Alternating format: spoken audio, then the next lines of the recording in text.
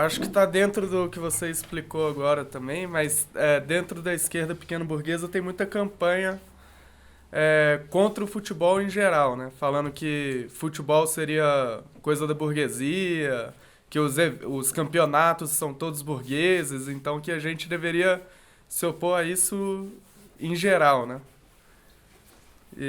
Mas que isso daí é uma idiotice também, né? Um negócio que eles parece que não reconhecem que a classe operária tem um amor pelo futebol e tudo que seria um esporte quase parecido com o cricket, o polo, sei lá, que de fato só é jogado pela burguesia, mas que mesmo assim não é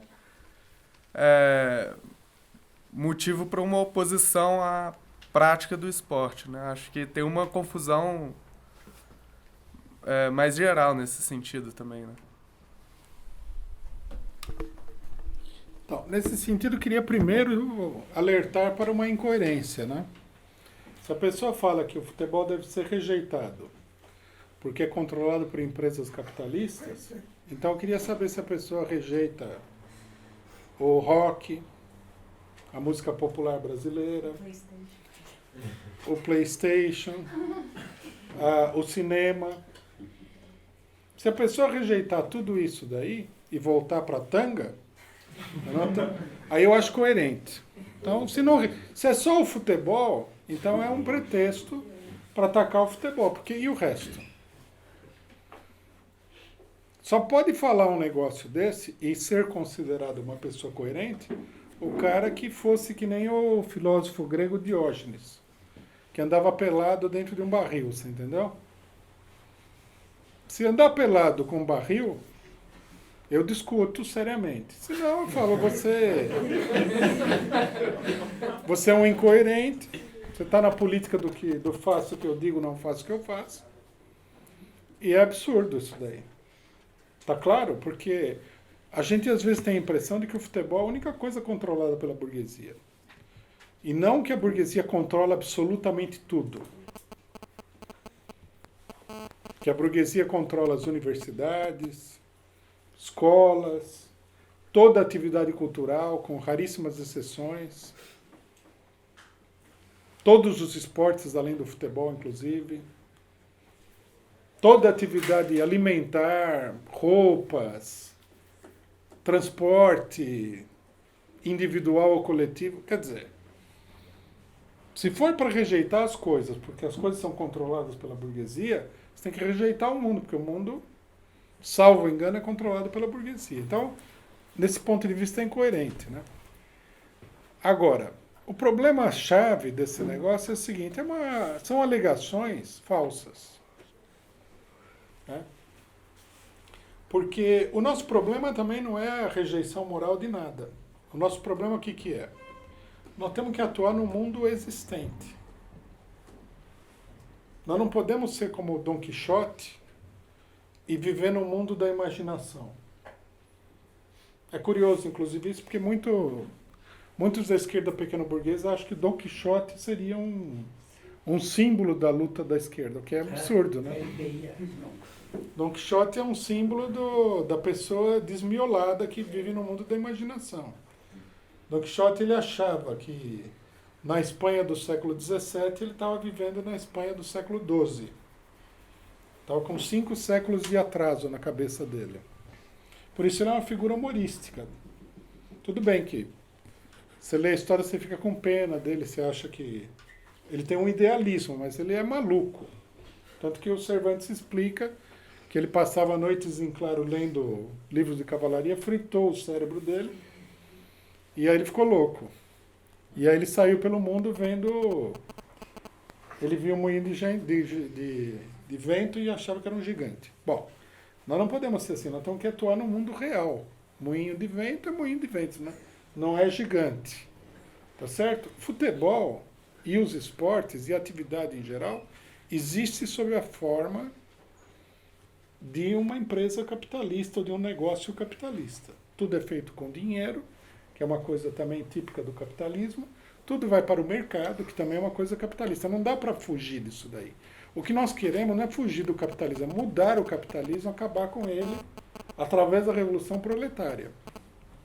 Tá certo? Então, o que acontece? Lógico, o futebol é controlado pelos capitalistas. É o reino da patifaria capitalista, como muitas outras coisas do mundo. Só que nós temos que atuar aí. O povo gosta de futebol, tá certo? Se o povo gostasse, como acontecia na China, de ópio, a gente faria uma campanha contra.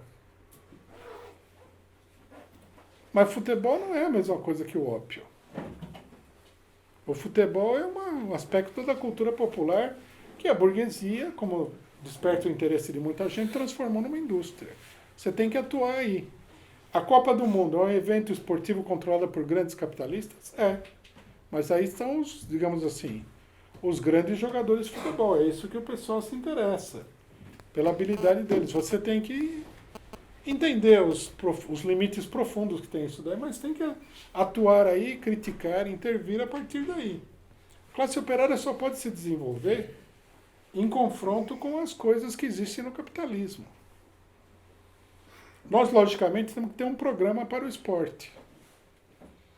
Nós, por exemplo, seríamos favoráveis a uma, se for possível, uma reestruturação do esporte. Diminuir o poder dos capitalistas, às vezes até estatizar, o que não é o socialismo, os clubes esportivos, né? Ter um controle maior do povo, das torcidas, sobre esses clubes, colocar leis. Por exemplo, os jogadores de futebol lutaram contra a lei do passe. Eles queriam uma nova lei do passe que permitisse maior liberdade, falavam que era uma escravidão, etc. e tal. Então são coisas que você tem que propor aí, como você propõe em geral, que permitem à classe operária evoluir, se esclarecer sobre o verdadeiro caráter da sociedade capitalista. Agora, nós não nos propomos a viver no mundo da imaginação, não nos propomos a viver no deserto se alimentando de gafanhoto como São João Batista. Nós queremos morar na cidade, andar de ônibus, de carro, de avião, se a gente puder andar de helicóptero para ir mais rápido também, usar o computador e tudo isso é controlado pelos capitalistas. Você quer um computador? Você tem que comprar. O que você vai fazer? Você tem que lutar dentro da sociedade capitalista por uma outra sociedade. Agora não pode ignorar a realidade. O futebol é isso daí. O futebol em si, como as outras coisas, são isso daí. A música, todo mundo gosta de música, não é? Raras são as pessoas que não gostam de música. É tudo uma indústria. E essa indústria afeta a música, não é? O pessoal pode não ver. Mas isso não quer dizer que não exista esse controle total. Pergunte para os cantores e compositores aí como é que eles são estrangulados pela indústria, pelo mundo da indústria musical. Como muita coisa que é feita e truncada, e expelida do mercado, incluída no mercado e tal, pela ação dos capitalistas. O futebol é a mesma coisa. A pintura se transformou num terreno de especulação tão grande que praticamente quase que liquida a pintura como uma atividade artística.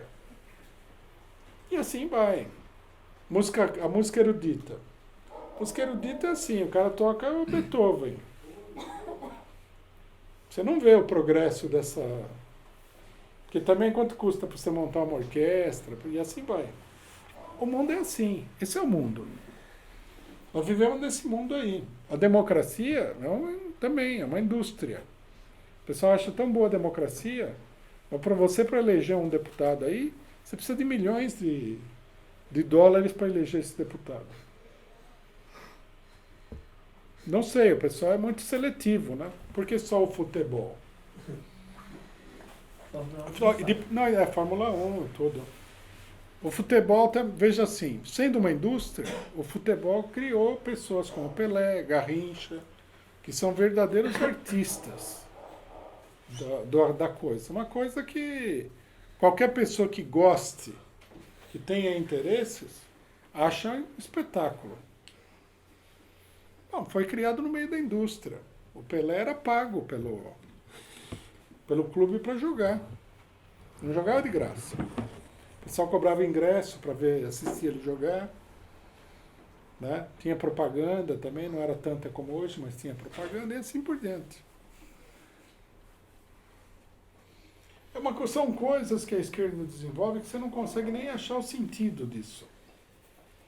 É como a pessoa falar assim, vamos boicotar o McDonald's. Pô, boicota tudo de uma vez então, pô. São coisas que não tem nenhum realismo, nenhum fundamento.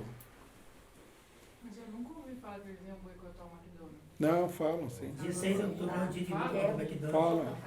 Eles pegam algumas coisas mais em... se você... Você compra um hambúrguer da Sadia no supermercado e faz em casa, mas e a Sadia? Ou então você compra uma carne que foi feita lá na Friboi e faz o seu próprio hambúrguer. Ou então você vai pro mato. Mas e as coisas que vão... a semente do capim, que vai alimentar o boi, que vai matar no mato, tem que ir. A indústria também. Eu acredito que isso daí não passe de confusão mental. A pessoa não pensou a coisa de maneira realista, né? Infelizmente, muita gente na esquerda tem essas ideias. É um preconceito sem racionalidade nenhuma. Não temos que fugir do capitalismo nem rejeitar os produtos do capitalismo, porque isso é uma coisa totalmente imaginária, uma fantasia. Nem as pessoas que tentaram sair do capitalismo completamente conseguiram nenhum resultado. Porque já foi feita essa tentativa. O cara comprar uma fazenda e viver lá, plantar um negocinho e tal. Não deu certo. Capitalismo é a forma como o mundo se estrutura. Tem que mudar essa estrutura. Essa forma de organização toda. Não adianta ficar... Por isso que eu digo, essa política da esquerda cai ou no reino da imaginação, no reino da fantasia, ou num reformismo barato. Então, por exemplo, você não acaba com o capitalismo, você acaba com a rede de restaurantes de comida pronta, McDonald's. E aí? Ele estava falando que diz que eles comem no McDonald's escondido. Aí já é muita molecagem, né? Esse rapaz aqui, eu nem sabia que ele falou aqui que eles comem escondido. Aí é muita molecagem, se for assim. E aí o mundo, né, vai Você comendo não, é como o vegetariano que frita um bife meia-noite em casa. Pô, se vai fritar o bife meia-noite, frita a qualquer hora. Pô. Vamos parar com isso. Nesse sentido da esquerda pequena burguesa, também assim, a gente viu que tem uns caras que não bastavam eles terem só esse negócio de não vai ter Copa, então eles estavam mesmo torcendo e comemoraram a derrota do Brasil. Você até falou um pouco sobre isso. É só um negócio de que eles têm essa mentalidade da classe média, né? Tipo, do cara que vai em Miami e tal, ou se também tem esse problema do catastrofismo, que eles acham assim, de que ser de esquerda é quanto pior melhor, alguma coisa assim, meio...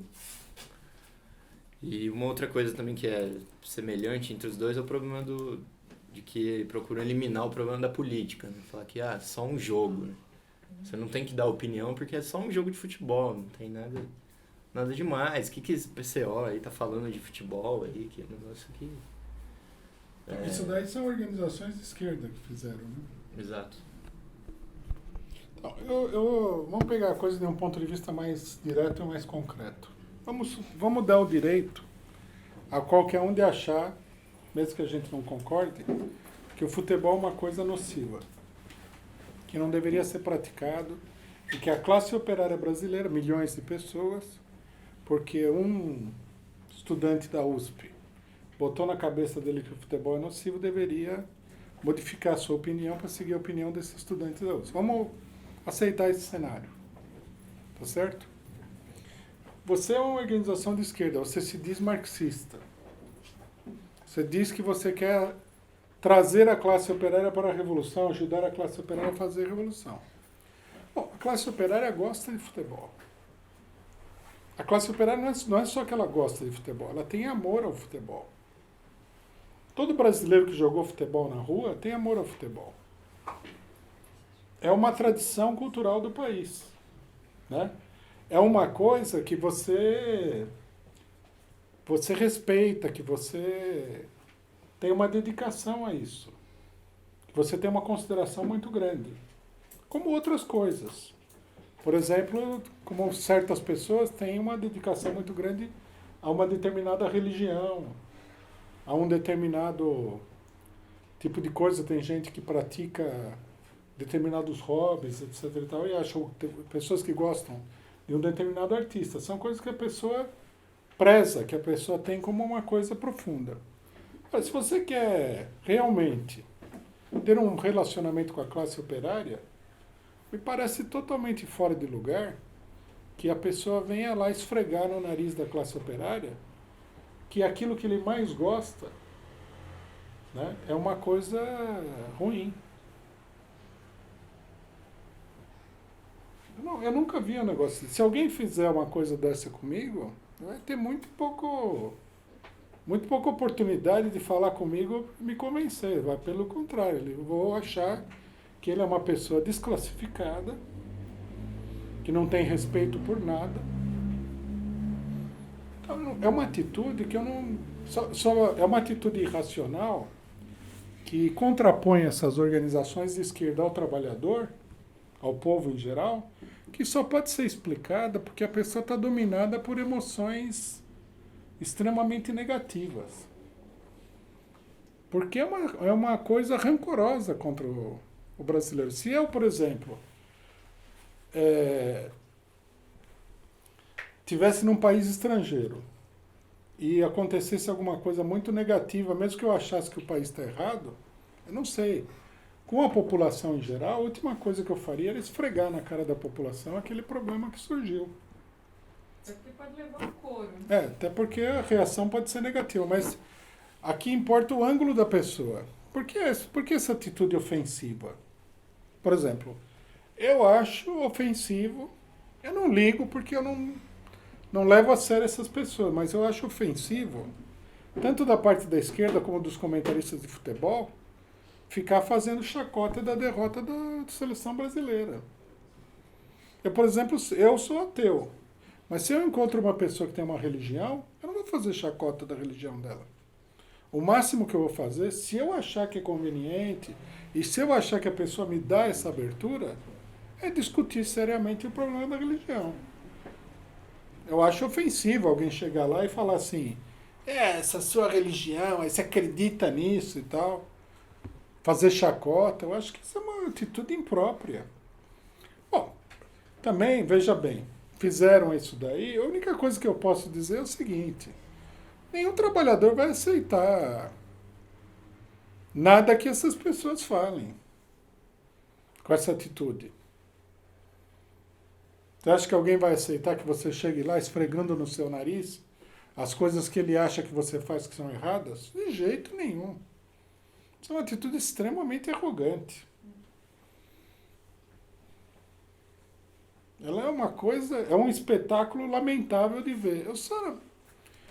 No meu caso, por exemplo, não me emociona, porque eu acho que a opinião de pessoas que têm essa atitude não deve nunca ser levada em consideração para nada. Eu acho que é uma coisa infantil, inclusive. São pessoas imaturas, então vendo o mundo de uma maneira que ele não é. Né? Vamos esperar que o pessoal amadureça e tudo mais. Mas é ofensivo para o trabalhador e eu tenho certeza que muita gente fica ofendida. A direita está fazendo isso. A nota do PSDB sobre o negócio da Copa é ofensiva, vem esfregar no nariz do povo brasileiro que a Alemanha é superior. Vai cantar de galo em outra freguesia, rapaz. Inclusive, vamos ver como é que isso aí vai aparecer na campanha eleitoral. O cara vem esfregar na cara do brasileiro no futebol, que nós temos que deixar de ser brasileiro e ser que nem os alemães. Não, senhor. Você quer ser alemão? Vai morar na Alemanha. Vai embora. Eu não quero ser alemão. Não sei de onde a pessoa tirou essa ideia absurda. É tudo coisa ofensiva. O PSDB, inclusive, fala que a seleção apresentou um futebolzinho. Logicamente que no caso deles é aquele cinismo para disfarçar que eles são os grandes responsáveis pela derrota da seleção. Né? Então fala do futebolzinho. Mas é ofensivo para quem gosta de futebol. A direita brasileira, inclusive a classe média de direita, e uma parte da esquerda é assim também, ela é muito ofensiva com o povo. Eles têm uma mentalidade escravagista. Eles acham que eles podem entrar na sua casa e esfregar a sola do sapato no seu nariz. E os caras que nunca colocaram o pé numa bola, né? Também, muitos nunca colocaram o pé numa bola. Tem gente aí que até torce por time de futebol norte-americano, veja só. O Diogo Mainardi, assim, despreza totalmente, assim. Bom, sabe o que acontece? Eles desprezam o Brasil, o povo e a esquerda. Tipo esses comentaristas da Rede Globo. Eu vou te dizer, tá ótimo. Porque eu desprezo eles todos, 100 vezes mais do que ele despreza a gente, você entendeu? Então é isso, mas ele tem que desprezar mesmo, tem que deixar claro. Ele não gosta do povo, não gosta da esquerda, e a esquerda e o povo não tem que gostar dele também, não. É isso aí, não tem que botar panos quentes. Tem que esclarecer. Quem é quem? Por isso que ele esse Diogo Mainardi mora em Veneza, é esse aí? Se esconde lá de tanto que foi hostilizado no Brasil. Se ele morasse em Itaquera aí, já tinha apanhado, né? Mas diz que ficou com medo mesmo. Ele ia em restaurante, quando cercava ele para avacalhar, aí a Globo decidiu pagar para ele fazer a baixaria via internet lá em Veneza. Bom, eu vi o negócio do ofensivo do futebol, eu vi aí no Facebook gente falando assim, acabou a brincadeira, acabou o circo.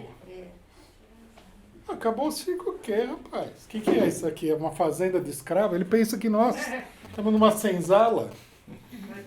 Então falou assim, agora acabou a farra aí, agora vamos trabalhar lá e pá, com chicote. Que é isso? Postaram uma matéria no nosso grupo de um blogueiro que disse que o Brasil, antes da derrota, tinha que perder para que o povo tomasse um choque de realidade. Ele que está na realidade, o povo está na ilha da fantasia. Né? Como se o povo não soubesse qual que é a realidade. Vai lá em Heliópolis, você vai ver o que é a realidade. Como se o povo pudesse escapar da realidade. Né? A gente viu no dia da abertura da Copa, que o dia que a gente foi andar pelo centro, teve uma menina branquinha, veio perguntar onde era a manifestação. Tava com aqueles crafts e tal. E foi bizarro, porque você viu ela passando no meio, assim, e só o povo em volta.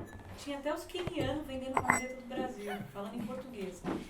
Tava todo mundo falando da Copa, todo mundo comemorando e tal, e ela andando no meio. Eu falei, nossa, será que ela não olha para os lados? Ela não vê que ela tá isolada aqui?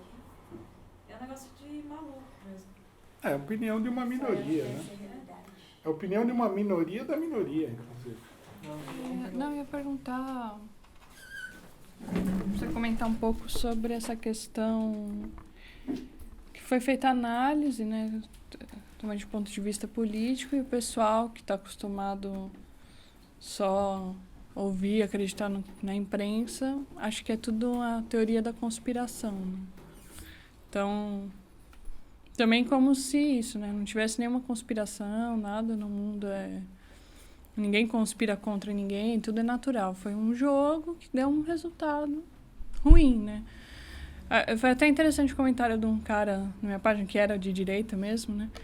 Falou assim, então para vocês não existe acaso, não existe acaso, não existe coincidência, tudo é política, que é a mentalidade, né, que a direita procura divulgar, mas que a esquerda comprou totalmente, né? Se diz marxista e tal. Esse negócio do acaso e da teoria da conspiração, eu me lembro de um filme que eu assisti uma vez, que o enredo era mais ou menos assim. Um grupo de assaltantes assalta um banco, estava cheio de dinheiro, um bancozinho de uma cidade do interior. Aí o gerente da agência fica muito nervoso, chama o gerente geral, que vem para a cidadezinha, e eles têm uma conversa. Então, na conversa, você fica sabendo que o dinheiro que estava no banco era muito dinheiro, era um dinheiro da máfia que usava aquela agência para lavar o dinheiro. Então o gerente geral fala para o gerente da agência, né? Olha, ou a gente recupera esse dinheiro aí, ou o pessoal da máfia vai te matar. Aí o gerente geral fala assim, mas por quê? Eu não tive nada a ver com isso, é só uma coincidência. Aí ele fala, a máfia não acredita em coincidências. Acreditar no acaso, em política, na coincidência, é para a pessoa, é para o leigo. Nenhuma pessoa profissional acredita em coincidência ou que as coisas acontecem por acaso. Até porque tudo acontece por alguma razão muito forte. A política, pela sua própria natureza, é o reino da conspiração. Até, por exemplo, uma coisa que a gente tem que chamar a atenção, a gente escreveu recentemente uma matéria, é o seguinte. A expressão teoria da conspiração, ela quer dizer o seguinte, que não há conspirações. O que há são mentes paranoicas. O que é uma ideia não apenas totalmente absurda, mas até mesmo ridícula. Porque nós estamos na época do Wikileaks. O Wikileaks publicou milhares de documentos que mostram a conspiração permanente do Pentágono, da Casa Branca, do Departamento de Estado, contra o próprio povo americano, contra o próprio governo norte-americano. E contra, logicamente, todos os povos do mundo. Os Estados Unidos, ele colocou escuta e hackeou os canais de comunicação do governo mexicano. Isso que deu escândalo. Mexicano, brasileiro, francês, alemão. Isso, só para a gente esclarecer, né, porque tudo tem que ser esclarecido. É uma conspiração. Não foi feito à luz do dia. O governo norte-americano conspira contra um dos seus principais aliados na Alemanha. A Merkel foi espionada pelo governo norte-americano. Veio à tona que existe, o Edward Snowden denunciou que existe um programa chamado Prisma, do governo norte-americano, onde eles espionam o mundo inteiro. São centenas de milhares, milhões de pessoas que são espionadas. Isso daí, caso o pessoal não saiba, é uma conspiração. Nessas condições, falar em teoria da conspiração é fazer um papel de bobo da corte. Porque a coisa mais veio à tona o caráter absolutamente conspirativo de toda a atividade da burguesia. As empresas financeiras de Wall Street conspiraram contra o mercado. Veio à tona na explosão de 2008. Os países e as empresas imperialistas de petróleo, saiu a notícia que na Nigéria, a British Petroleum comprou 9 dos 15 ministros nigerianos. Compraram ministros, não foi um jogador de futebol. Não foi o preparador físico da seleção brasileira. Foi o ministro do país que eles compraram. E a pessoa vem falar pra gente que nós estamos vendo teorias da conspiração. Isso é de uma ingenuidade de criança de fralda. Tinha que dar uma fralda para as pessoas que falam em teoria da conspiração. Uma fralda. É de criança de colo a ideia. O mundo atual, toda atividade do mundo é conspirativa. Vamos esclarecer uma coisa? A era do monopólio é a era da conspiração. O monopólio já é uma conspiração contra o mercado. Porque ele domina o mercado usando uma série de técnicas secretas ao público, conspirando permanentemente contra todo mundo. Por exemplo, por que o Brasil não tem empresa automobilística? Porque ele não consegue? Não, porque os monopólios sempre conspiraram contra a ideia de uma indústria automobilística brasileira. Todo mundo sabe disso. Tem filme que mostra que as empresas de Detroit, norte-americanas de automóveis, destruíram uma empresa que tentou se montar lá. Tem filme de Hollywood. Hollywood não é Trotsky. Hollywood é um monopólio de filmes, de comunicação. As empresas de comunicação conspiram para conseguir privilégios, conspiram contra o público. Vem à tona, volta e meia, escândalos e mais escândalos de empresas de alimentação que trocaram carne bovina por carne de cavalo na Europa. Todo dia você fica descobrindo alguma conspiração que foi feita contra todo mundo ou contra algumas pessoas. Então, achar que no mundo não tem conspiração, ou que é improvável que haja uma conspiração por detrás de alguma coisa, é de uma coisa. Não dá nem para descrever o nível de bobagem que é isso daí. Vejam vocês, se tiver em São Paulo hoje uma eleição para síndico de prédio, a chance de que haja uma conspiração para eleger uma pessoa é de 99%. E síndico de prédio é um negócio ultra menor e secundário. Agora, o futebol envolve bilhões de dólares. E esse daí não é nem o aspecto mais importante da coisa. Na Copa do Mundo estava envolvido o futuro da eleição presidencial de um dos países maiores do mundo. Será que alguém teria interesse em conspirar para influir no resultado da Copa do Mundo? Ou será que o PSDB olhou e falou assim, vamos esperar, né? Se o Brasil perder de 7-1, daí a gente comemora e fala que foi a Dilma. Não, e também a Dilma e o PT falaram o seguinte, vamos ver se o Brasil ganha, né? Porque assim a gente... gente, o que é isso daqui, meu? Conto de fadas? Branca de Neve e os 7 Anões? Vamos deixar de ser criança. Nós atuamos no movimento sindical. Em eleição de centro acadêmico de universidade, tem fraude, tem golpe. A conspiração é uma atividade mais alastrada no Brasil do que o futebol.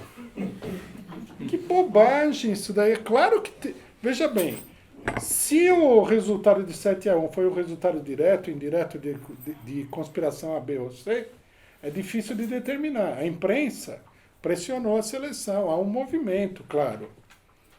Você pode dizer que é uma conspiração, mas você pode dizer também que é um movimento político explícito.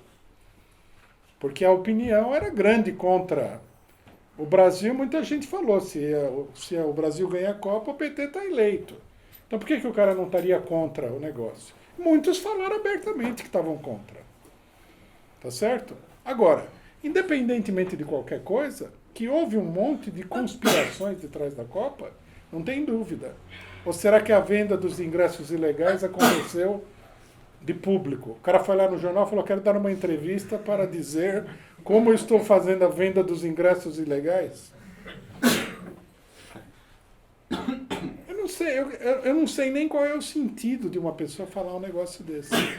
O pessoal será que não tem uma guerra de bastidores que ninguém revela na imprensa e no público para ver quem é o técnico da seleção, quem vai ser convocado?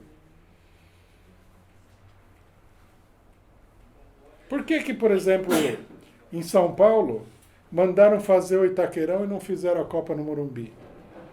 Alguém viu na imprensa onde foi tomada essa decisão e tal, ou foi uma decisão conspirativa? Eu não sei, o pessoal vive por isso que eu falo, são umas cinderelas. Os que acreditam, porque tem muita gente que é puro cinismo. Conspiração tem em todo lugar. Claro que tem. Esse negócio, teoria da conspiração, foi inventado nos Estados Unidos para, como é que se diz? Desanimar a população de denunciar a permanente conspiração do Estado norte-americano contra o povo, que tem uma lista enorme de coisas. É o Estado mais conspirativo contra o próprio povo no mundo, o Estado norte-americano. Mataram presidentes lá, O presidente do Partido Republicano mandou colocar escuta na sede do Partido Democrata. Eu não sei em que mundo que o pessoal que fala de teoria da conspiração vive. Deve ser na terra do nunca, junto com o Peter Pan, a Wendy e a Sininho o Capitão Gancho, porque não é normal isso daí. E o Capitão Gancho conspirava contra o Peter Pan. O Capitão Gancho conspirava contra o Peter Pan. Da Sininho virou o Black Block.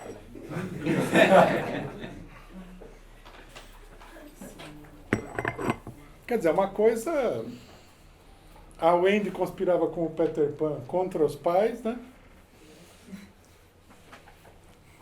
Até em história de criança tem conspiração. E tem gente grande que não acredita em conspiração. A Sininho conspirava contra a paixão dele pela outra lá. A Sininho conspirava contra o Peter Pan e a Wendy, lógico. Não, pessoal, nós temos que reconhecer. Não há conspiração nenhuma. Tudo que é feito... Sabe que é uma coisa que é bastante verdade? Tudo que é feito no mundo é feito às claras. Feito às claras. E é sempre por um motivo verdadeiro. Por exemplo, quando os Estados Unidos falou que invadiu o Iraque por causa que o Saddam Hussein era um ditador, é verdade. Eles não pensaram no petróleo. Isso é mentira, pô. Você acha que o cara ia pensar no petróleo? Matar 1 milhão de pessoas. Pô, atribuir também, é uma teoria da conspiração isso daí, achar que o cara estava atrás do petróleo lá. Só porque o presidente trabalhava para empresas de petróleo, ou todo o ministério dele estava ligado à empresa de petróleo, eles iam pensar no petróleo no Iraque, só porque é coincidência que o Iraque tinha petróleo. Eles foram lá porque o cara era um ditador, tivesse petróleo, não tivesse petróleo, eles iam atacar, lógico. Outra coisa também importante, o político só fala a verdade. Ele não conspira contra o povo. Comprovação. O político não conspira contra o público. Ele fala tudo abertamente, francamente. Ele revela tudo, ele não tem segredos. Não é verdade? A política é a atividade mais franca, honesta e menos mentirosa que tem no mundo. Faça-me o favor. Uma coisa que a gente deve também aprender é o seguinte: há coisas contra as quais não dá para discutir. Você vai discutir se tem conspiração ou não no mundo? Só dá para rir. Que é o que a gente tem que fazer, né? Então, na verdade, assim, um comentário sobre esse negócio da esquerda pequeno-burguesa, porque a reação deles ao que a gente tem escrito no nosso jornal na internet tem sido uma coisa assim... escandalosamente atrelada à reação da direita, em particular, né? Eles afetam assim, a mesma indignação, a surpresa, aquela coisa assim, ai, não acredito que vocês disseram isso. E aí a mesma lista de adjetivos muito pouco elogiosos, né? O pessoal é lunático, louco, maluco, comeu merda, e daí pra baixo, né? E eu achei um negócio curioso numa conversa com um desses cidadãos aí bem manipulados pela campanha da direita, que é o seguinte: ele estava contestando que a nossa matéria afirma que, logicamente, a esquerda pequeno-burguesa que ficou na campanha do não vai ter Copa tem parte aí na responsabilidade da pressão toda que foi jogada sobre a seleção e tal, corresponsável junto com a direita, imperialismo, pela derrota da seleção. O cara ficou impressionadíssimo com essa colocação, né? Depois de repetir 1 milhão de vezes que era absurdo dizer uma coisa como essa, ele chegou à conclusão de que não era bem assim, porque foi constatado, sabe-se lá por quem, que tinha milhares de pessoas a favor dessa campanha e que a direita não estava com essa campanha, ele também não explicou por quê, mas que a campanha só não foi maior e só não foi verdadeiramente vitoriosa porque setores da esquerda não apoiaram o não vai ter Copa com... Nossa, exatamente. Eu ri da cara dele e falei, pô, é impossível, né? Então o não vai ter Copa não deu certo porque o PCO não apoiou, não é meio ridículo? A gente nunca teve a favor dessa campanha e o fato da gente não ter apoiado, então, é o decisivo. Mas é engraçado pelo seguinte, porque ele acha que ele não tem nada a ver com a direita. Ele ficou ficou bem surpreso da comparação, da associação deles com a campanha eleitoral que foi feita pela direita em torno do negócio do não vai ter Copa, né? Ao mesmo tempo, esse mesmo pessoal está falando que o PT, o Lula, é de direita porque os seus aliados são Sarney, Renan Calheiros, o Maluf entrou para puxar voto na última eleição e tal. Quer dizer, quando a esquerda, né, burguesa do PT está aliada com um setor da burguesia de direita ou mesmo de centro, o PT virou de direita, quase fascista. Quando eles fazem a campanha que o PSDB está fazendo, que a imprensa capitalista está fazendo, não, eles são puros, virginais, não tem nada a ver com os intuitos da direita, né? Eu queria que você comentasse um pouco sobre isso daí, porque tem uma confusão na praça com relação a isso daí, né? A acusação contra a gente é totalmente absurda, mas o pessoal fica nesse labirinto aí de ideias para confundir todo mundo, né? Primeiro, o problema é que a pessoa precisa ter uma análise política, né? O problema de você apoiar B, apoiar uma posição A, apoiar uma posição B, não resolve nada em si. A análise ela tem que ser feita dentro do que está acontecendo na política. Você tem que levar em consideração, né, as motivações e a relação de forças. Por exemplo, se toda a burguesia tivesse acuada pela classe operária, se formasse uma ampla frente única, não pelo não vai ter Copa, porque isso daí ia causar uma confusão enorme no meio dos trabalhadores, mas por uma reivindicação em relação à Copa, né, dada a correlação de forças, isso aí poderia ter um caráter revolucionário. Inclusive com críticas muito duras à Copa e tudo mais. Bom, o problema é o seguinte, nesse momento, a correlação de forças é de uma tal característica que coloca a classe operária na defensiva diante do ataque da direita. Então você também partir para o ataque contra o PT, e ainda mais com o operário não pode gostar de futebol, que é um negócio absurdo, como palavra de ordem, você só pode fazer o jogo da direita, independentemente das suas intenções, independentemente da palavra de ordem ter mais ou menos sentido. Por exemplo, eu vi aí o pessoal fala gastos exorbitantes na Copa. Tudo bem, se teve gasto exorbitante, tem que denunciar. Mas o fato é que ao você denunciar as coisas dessa maneira, você vai fazer campanha eleitoral para o PSDB. Agora está claro isso daí. Não há como a esquerda transformar essa campanha do não vai ter Copa, ou qualquer outra campanha, numa campanha favorável à classe operária. Não há como. É isso que a pessoa tem que pensar. Esse é um problema. E o problema é que o pessoal da esquerda, que é imaturo politicamente e concebe as coisas de maneira abstrata, não vê a política no mundo real. Né? A palavra de ordem não é boa em si. Ela depende muito das circunstâncias. E nas circunstâncias depende muito da correlação de forças. Se o PT está na defensiva, não é por causa do pessoal da esquerda.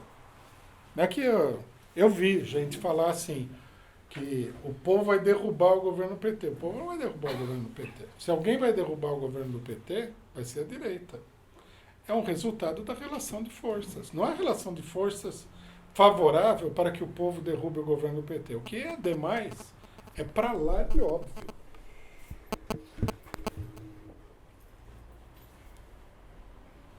Esse aqui tem que ser o sentido de uma determinada política. Então, é fato, né? O que você falou para o rapaz aí é verdade. Eles jogaram água no moinho da direita, para usar uma expressão.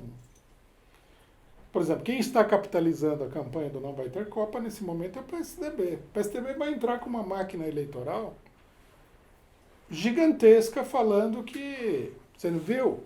O povo na rua era contra a Copa. Que povo? Era 2.000 caras que a esquerda colocou lá. Vai até passar a passeata lá do PSTU, anarquistas, MNN, para provar que o governo PT estava isolado. Está tudo errado nesse país e tal. Ou será que o PSTU vai aparecer com a mesma quantidade de dinheiro e vai levar tudo isso para a Revolução Socialista? Ou será que o PCO vai levar? Bom, felizmente o PCO não tem mania de grandeza. Então, por exemplo, eu digo o seguinte, que a nossa participação ou não participação não influiu em nada no destino do movimento. O movimento condenou-se a si mesmo. Nós não temos força para decidir o destino de nada. Nós podemos influir na situação numa determinada proporção. Né? E a esquerda certamente não tem força para derrubar o governo do PT. Quem tem força para derrubar o governo do PT, se tem mesmo, é a direita. É isso que o pessoal tem que pensar. Por exemplo, nós não somos favoráveis a derrubar o governo do PT. Não sei se o pessoal entende que a gente deveria ser favorável a derrubar o governo do PT. Nós só seremos favoráveis a derrubar um governo de esquerda no momento que a classe operária tiver condições de derrubar esse governo e ou tomar o poder ou fazer da derrubada do governo um progresso muito grande para a sua luta política. Já os governos de direita não somos favoráveis. Porque sai um governo de direita, entra um governo de esquerda, bom. Não é o ideal, o governo de esquerda também é pelego, papapá, mas né, é um progresso evidente, como aconteceu no caso do Collor. Só que no caso do Collor, o PT capitulou. O movimento queria o Fora Collor, a gente levantou a palavra de ordem. Fora Collor, eleições gerais. Porque se tivesse eleições imediatamente depois da queda do Collor, quem ia ganhar as eleições era o PT, que já praticamente tinha ganhado a eleição em 89. Nós tínhamos consciência de que a palavra de ordem é essa. A gente não queria tirar o Collor para acabar com o mundo. Né? Não somos um partido apocalíptico. Aí o que aconteceu? Fizeram um acordo, colocaram o vice do Collor, o que a gente denunciou. A gente sabia também que, lógico, que podiam fazer esse acordo, mas de qualquer maneira, o movimento Fora Collor abriu uma crise na frente da burguesia, que foi importante para o movimento operário. A derrubada do PT só pode favorecer a direita nesse momento. Isso quer dizer que a gente não tenha que reivindicar? Não, mas tem que ter uma linha política definida. Tem que saber o que quer. Por exemplo, se você tiver um peleguismo do PT num determinado sindicato, que é um pessoal assim, mais um pouquinho de esquerda, e tiver um pelego da força sindical, nós não vamos querer que a força sindical derrote o pelego do PT. Se a gente puder ganhar, ou se a gente tiver alguma coisa a ganhar para o movimento operário, nós vamos lançar uma chapa e tal, mesmo que divida os votos do PT, mas caso contrário, não. Política não é uma coisa abstrata, não é um levantar de bandeiras, não é a luta pelo certo ou errado, não é uma cruzada cristã contra os muçulmanos. Política é uma coisa de avanços parciais, de organização e tudo mais. É isso que a gente tem que entender bem. E a esquerda não entende nada disso daí. É impressionante o nível de despreparo, de falta de preparação da esquerda em relação a tudo isso. É só um adendo, a capa da Veja hoje é a Dilma. Eles estão malhando já. Né? Tá, aí fica uma pergunta, né? Nós estamos gravando, vamos publicar isso aqui. Fica uma pergunta a toda a esquerda. Vamos malhar a Dilma, porque fora da Dilma, só a direita pode ganhar a eleição. O PCO não vai ganhar a eleição, o PSTU não vai ganhar a eleição, o PSOL não vai ganhar a eleição. O alvo principal da eleição tem que ser a Dilma? Fica a pergunta para todo mundo refletir. Essa é a jogada?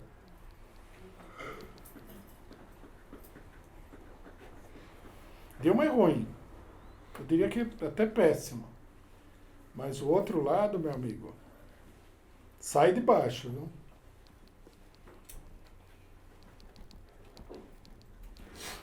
Veja só, inclusive vamos complementar. Fica uma outra pergunta. A Revolução Egípcia. Passou um ano. O PCO, o partido nesse ponto simples. Os militares movimentaram as tropas para tirar o governo eleito, nós falamos golpe militar, abaixo o golpe militar. Passou um ano. O poder militar se consolidou. Os líderes da Irmandade Muçulmana foram condenados à morte. As manifestações foram proibidas. Tem um monte de gente sendo morta, torturada, tem milhares de pessoas presas. Bom, no mundo da imaginação, né, porque a gente vê, por exemplo, partidos como o PSTU falarem que a revolução continua. No mundo da imaginação, tudo continua. A revolução continua, o Peter Pan voa, né? Na Terra do Nunca os meninos nunca crescem e assim vai.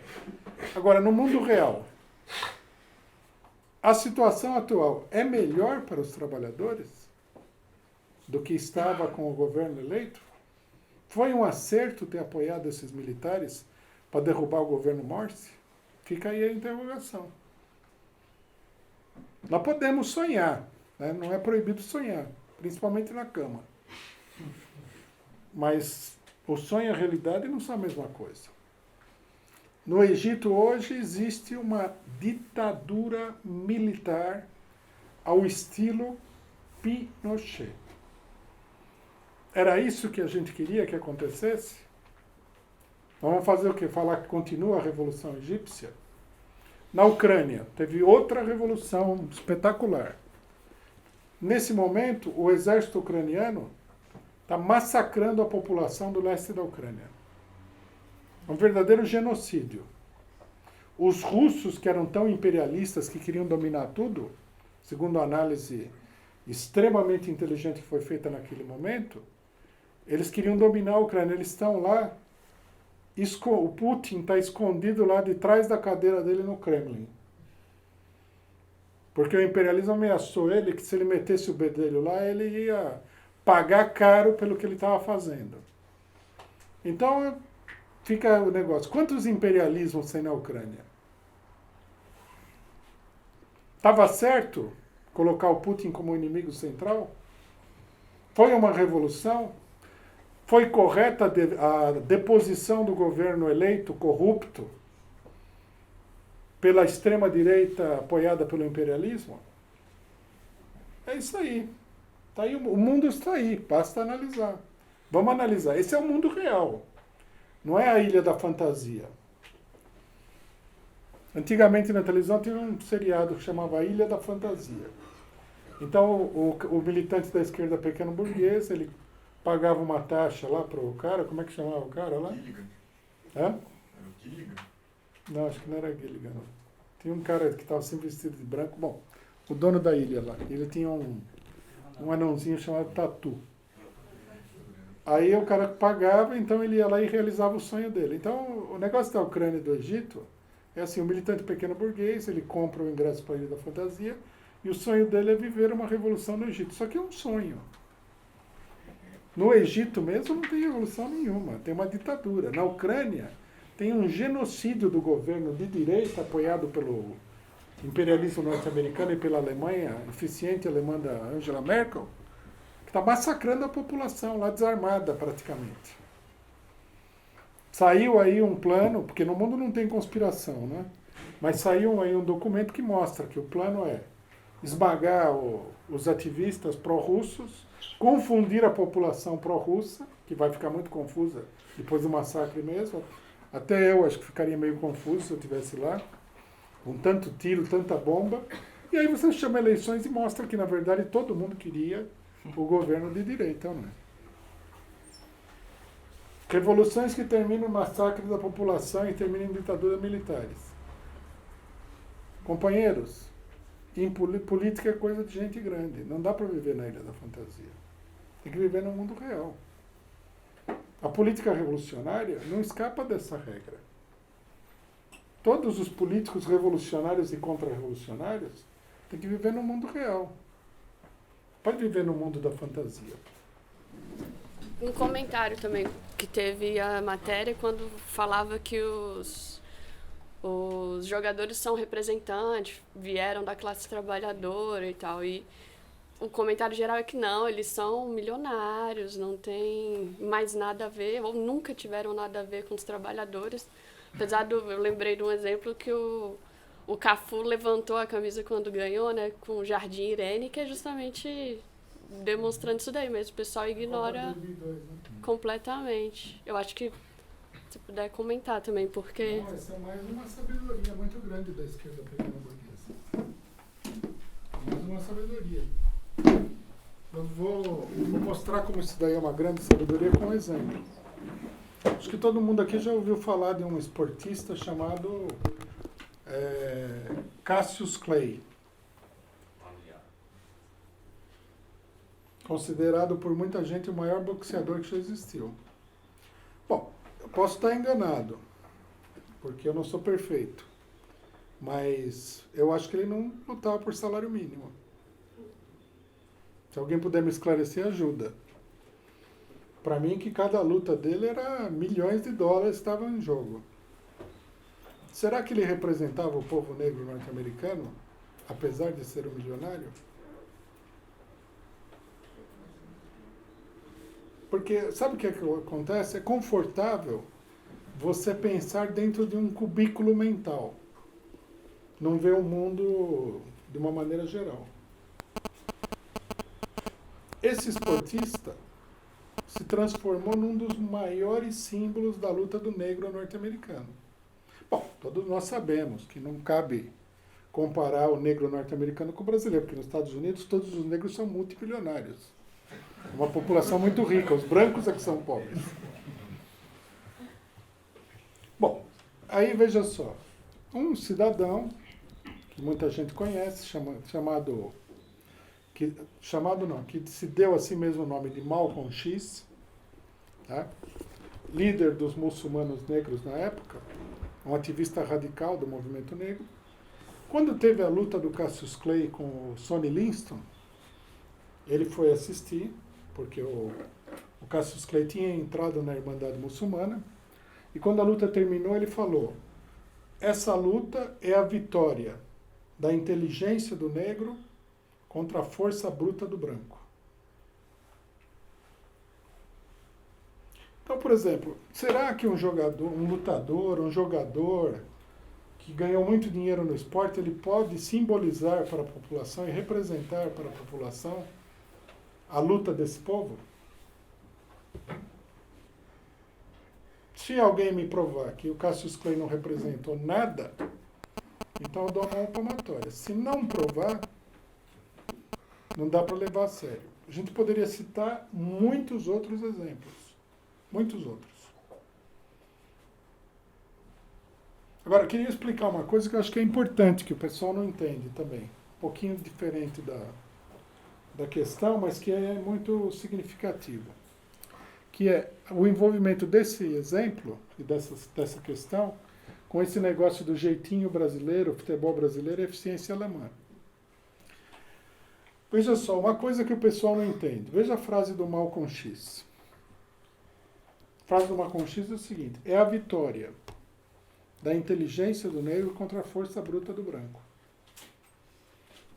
No esporte, a burguesia se faz representar pela força bruta. Você vê que os norte-americanos, eles gostam do futebol norte-americano, que é um esporte tipicamente universitário, burguês, etc. e tal. Os negros gostam de basquete e a população, uma parte da população operária mais esclarecida, dos próprios negros, gostam de beisebol, que são dois esportes onde a inteligência e a habilidade é mais importante do que a força bruta. Agora vejam só, qual que é a discussão que tem no Brasil hoje? Que o Brasil deveria largar esse negócio de futebol brasileiro e fazer um futebol como o da Alemanha. O que o futebol da Alemanha tem, fora aquele jogo quadradinho que eles aprendem lá, ficam treinando o tempo todo. Inclusive o PSDB, que mostra que não entende nada de futebol, falou isso aí, né? Que o pessoal treina muito e tal. Bom, a diferença, o que a Alemanha tem, fora isso daí, o que os europeus em geral têm, é a força bruta. Inclusive o futebol alemão é conhecido como futebol força. E o futebol brasileiro sempre foi conhecido como futebol arte.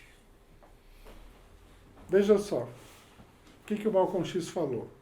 A inteligência contra a força bruta. O futebol brasileiro é inteligência, é habilidade, é uma arte. O futebol alemão é truculência, é força bruta, é treinamento para o robozinho lá aprender a passar a bola. Com aquele pé duro que o cara tem, ele passa a bola. O brasileiro não, o brasileiro é garrincha. O cara que tinha uma perna virada para um lado, uma perna virada para o outro, mas no campo ninguém conseguia pegar o cidadão. O futebol brasileiro é o futebol do povo pobre, que é inteligente, cuja marca registrada é a inteligência, porque para sobreviver, o oprimido tem que ser inteligente. E o opressor, a vida dele é a força bruta contra o oprimido.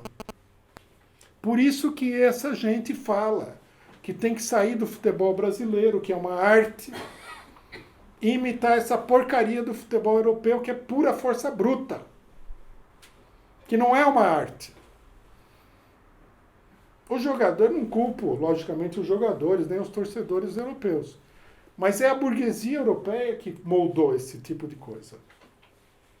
O povo europeu, inclusive eu lembrei de uma coisa importante, o povo europeu ele gosta do futebol brasileiro. Isso é muito importante. Veja só uma coisa. Eu estive na Europa recentemente.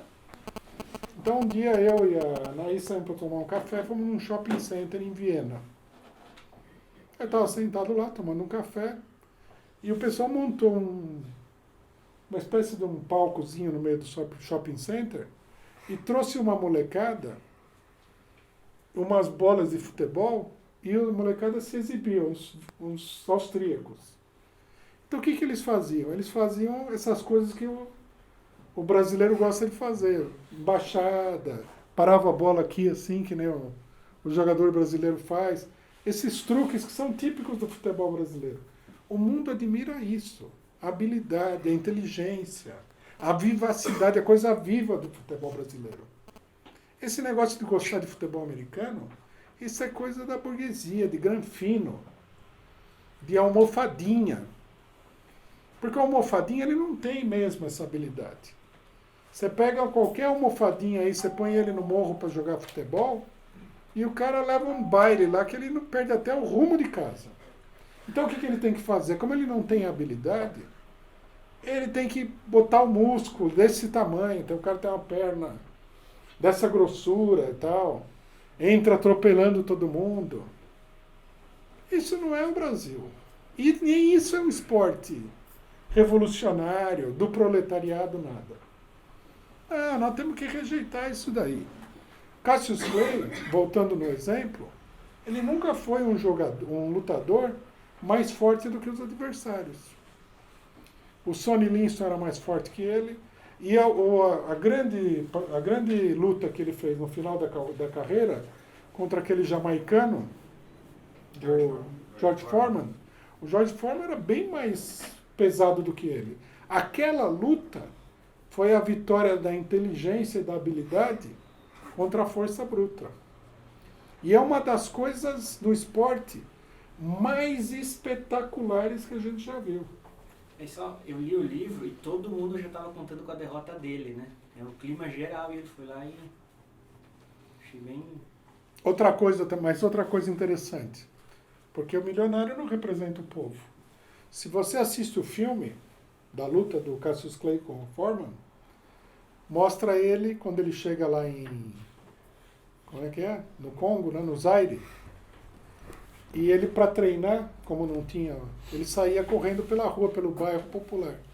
Então mostra o seguinte, que ele saía correndo, toda a molecada vinha, tinha desenho dele na parede. Ele era um herói popular.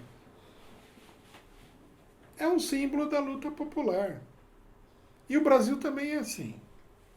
Você vai em vários países do mundo, na África e tal, você vai encontrar lá o Brasil. O futebol, nesse sentido, também está vinculado com a luta popular. É bobagem falar que isso aí é apenas um jogo. Isso aí desperta a expectativa. Por que o negro... Veja bem, para esclarecer de uma vez. Por que o negro considerava o Cassius Clay como um grande exemplo? Eles consideraram todos os lutadores negros como ídolos. Porque foi muito difícil o negro entrar no esporte.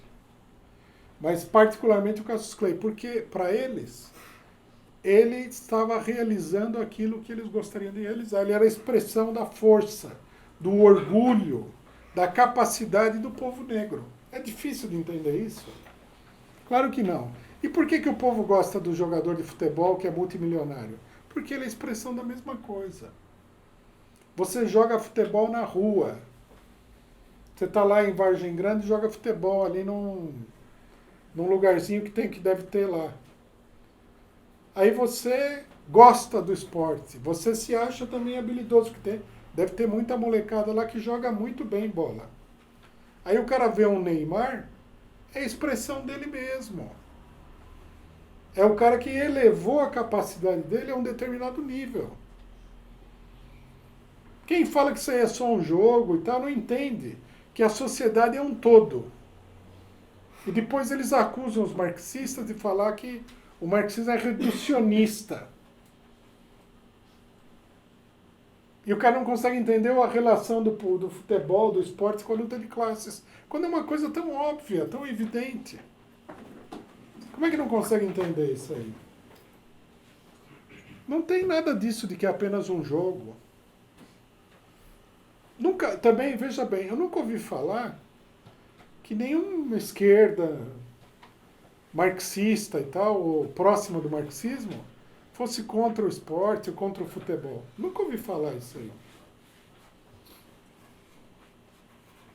Por exemplo, vamos pegar um caso nosso aqui, mais moderno, que fica mais evidente. Che Guevara. Che Guevara era fanático por futebol. Che Guevara torcia para um time da Argentina, um pouco secundário, mas um time conhecido, que é o Rosário Central. Ele, inclusive, ele jogou como goleiro.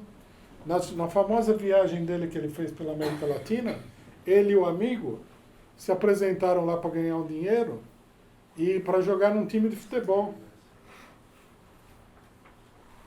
O Che Guevara e Fidel Castro convidaram um clube brasileiro para fazer uma turnê em Cuba, jogar futebol em Cuba. Trataram muito bem os brasileiros, tudo. Que história é essa de que o futebol não tem nada a ver com a luta política, revolucionária, nada? Isso aí é uma gente que parece que caiu no mundo. Parece que eles nasceram aqui, que eles conhecem o mundo, que eles convivem com a população, que eles conhecem a história do país que eles vivem. Parece uma coisa totalmente artificial. Parece que implantaram pessoas aqui que vivem completamente dissociadas da realidade do povo.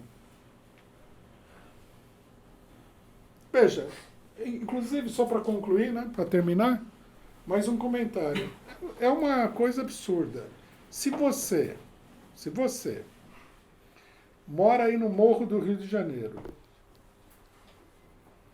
se você mora aqui em Heliópolis, mora lá em Parelheiros, você é um moleque, negro, mulato, você joga bem futebol, e o cara fala assim, vem jogar no clube que eu vou te pagar milhões, você vai rejeitar isso aí?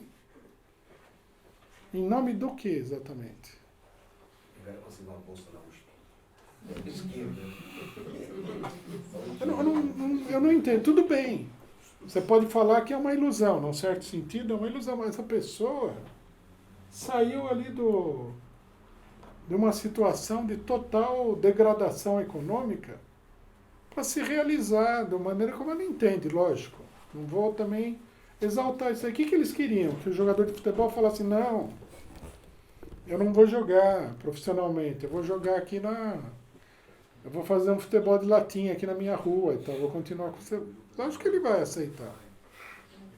E depois eu não sei, o que esses caras de esquerda se oferecerem um salário para eles trabalharem, eles jogam fora? Também não ouvi falar disso. Aí no sindicato?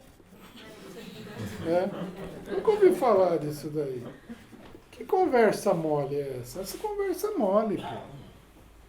Estão acusando agora um jogador, uns caras muito pobres aí que ascenderam no esporte porque eles têm uma certa habilidade, recebem um salário como todo mundo, ganham mais do que os outros, que a habilidade deles é valorizada.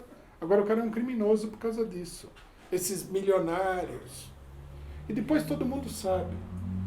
Jogador de futebol não fica milionário. Quem que é o jogador de futebol brasileiro que é milionário?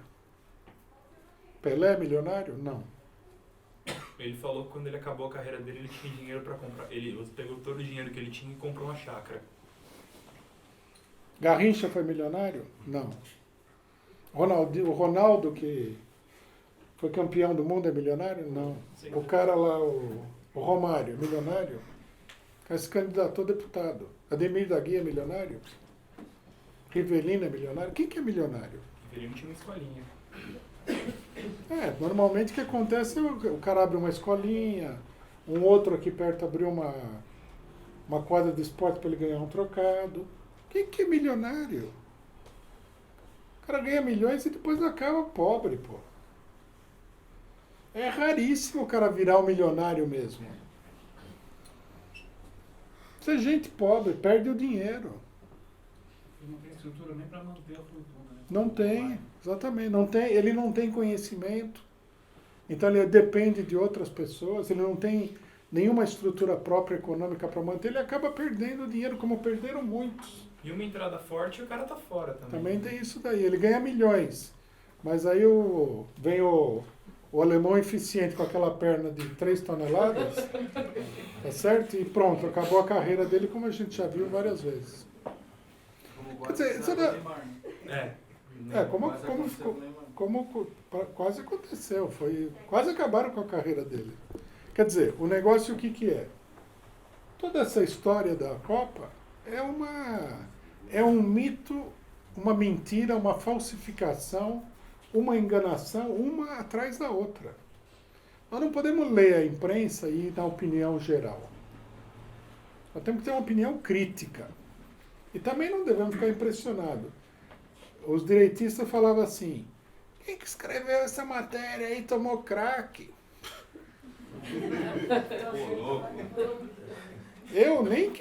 Fui eu que escrevi a matéria, nem que eu tomasse crack, eu ia pensar que nem ele.